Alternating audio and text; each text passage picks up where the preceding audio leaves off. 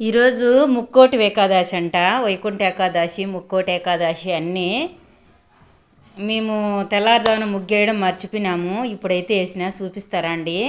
నేను ముగ్గేస్తుంటే నా బిడ్డ అస్సలు డిస్టర్బ్ చేయకుండా పనుకోనింది. ఇప్పుడే అట్ట బయట వచ్చింది. ఏం మా అమ్మంగా నన్ను లేపలేదని. 8 అయిపోయిందండి. ఇప్పుడు ముగ్గేసిన నేను. చూపిస్తారా అండి ముగ్గు. గదురుకుండేళ్ళకి మళ్ళీ వచ్చి పడుకునింది. చూడండి ఫ్రెండ్స్, ముగ్గు తెల్లారిపోయినాక అయితే వేసిన. ఈరోజు ముగ్గు బాగుందా,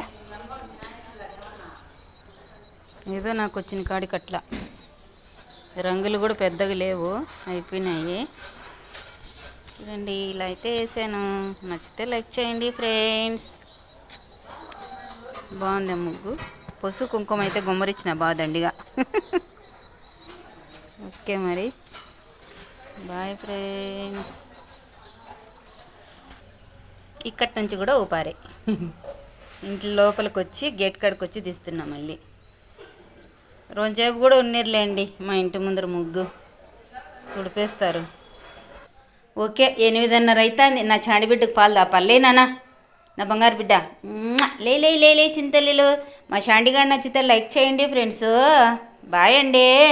సబ్స్క్రైబ్ చేసుకోండి.